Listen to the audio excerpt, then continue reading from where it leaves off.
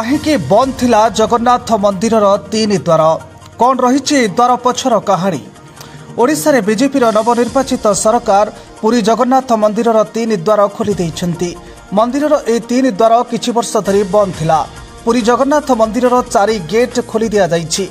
विधानसभा निर्वाचन पूर्व बीजेपी यार घोषणा पत्र रे जगन्नाथ मंदिर समस्त गेट खोला जिबा नहीं प्रतिश्रुति देइथिला और नवनिर्वाचित सरकार क्षमता को आसिबा परे 4 गेट खोली देइछन्ति।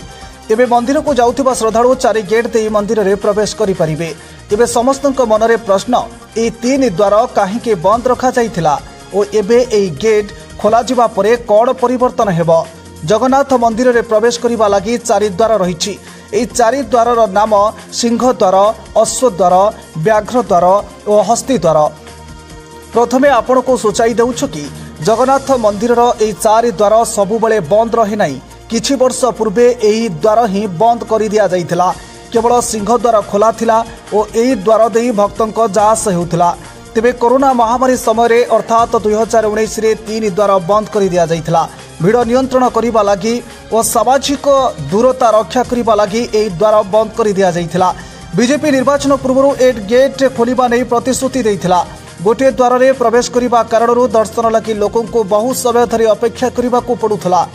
कौन रही 4 द्वार कहानी। सिंह द्वार ए 4 द्वार 4 दिगरे रही और ए पशुंक नाम नामकरण करा जाइछि। सिंह द्वार मंदिर पूर्व दिगरे रही और सिंह नाम नामित। यह मंदिर को प्रवेश करिबार मुख्य द्वार और यह को मुख्य द्वार बोली कहा जाए। व्याघ्र द्वार यह बाघ नाम नामित और यह आशा आकांक्षार प्रतीक।